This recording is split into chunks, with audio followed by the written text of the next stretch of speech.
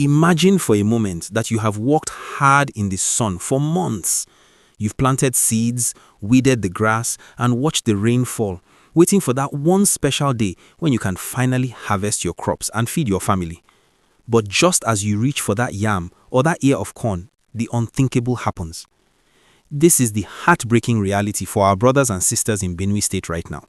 And the story behind the headline, "Suspected Terrorists Kill 15 Villagers During Harvesting," is one that every Nigerian needs to hear. It is a story of bravery, a story of loss, and a story of a community that just wants to live in peace. If you believe our farmers deserve better security while they work to feed the nation, please hit that like button right now and subscribe to the channel so we can keep bringing these important stories to light. The food basket of the nation is currently hurting. In the Kwande Local Government Area, which is known for its beautiful hills and rich soil, the harvest season has turned into a season of mourning. Reports reaching us confirm that in places like the Mbaav and Teke communities, over 15 people, some reports even say 16, lost their lives in a single day. These weren't soldiers on the battlefield. These were everyday people like you and me, out in their ancestral fields. Eyewitnesses say the attackers came out of nowhere, crossing the river and coming down from the mountains to catch the villagers while they were busy working. It is a truly bitter harvest, and the grief in these villages is something you can feel through the screen. But why is this happening now? Well, the gist gets deeper when you look at the timing. We are in the peak of the harvest for many dry season crops. When these attacks happen, it isn't just about the lives lost, though that is the greatest tragedy. It is also about the food. When farmers are scared to go to their farms, the food doesn't get to the markets in Lagos, Abuja, or Port Harcourt. This is why you might notice the price of a basket of tomatoes or a bag of garri going up.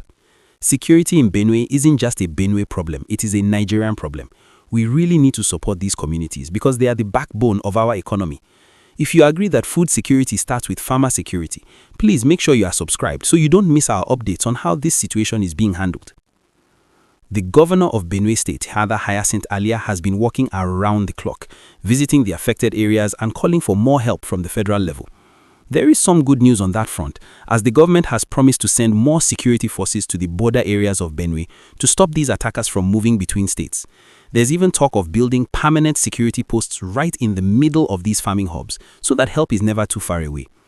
People are calling for Operation Wellstroke and other security units to increase their patrols so that the remaining villagers can finish their harvest without looking over their shoulders in fear.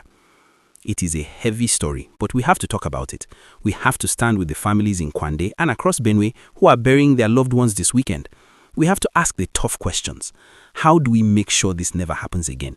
And how can we better support the survivors who have lost everything? The resilience of the Nigerian farmer is amazing, but even the strongest person needs protection.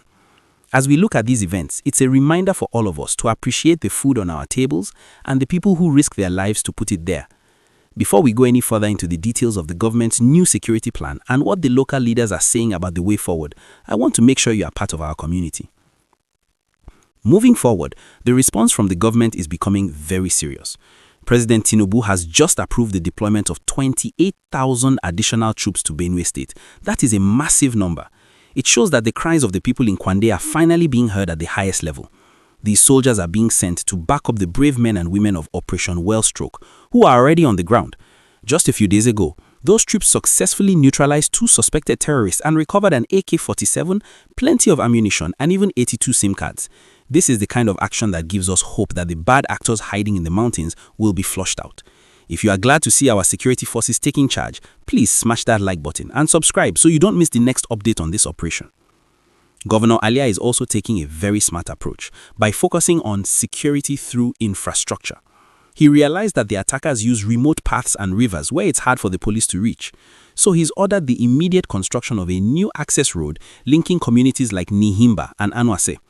Think about it. When there's a good road, the military can drive in within minutes instead of hours. He's also providing new motorcycles for border patrols and even speedboats for the local council to monitor the River Katsina-Ala. It's all about making sure there's no hiding place for anyone trying to disrupt the peace of the farmers. The Nigerian Senate is also stepping up. They recently held a big meeting where they called for a permanent military base to be built right in Kwande. This would mean that instead of soldiers coming and going, they would live there, becoming part of the community's shield. Local leaders are also asking for better phone networks and electricity in these rural areas so that if something happens, a farmer can just pick up his phone and call for help immediately.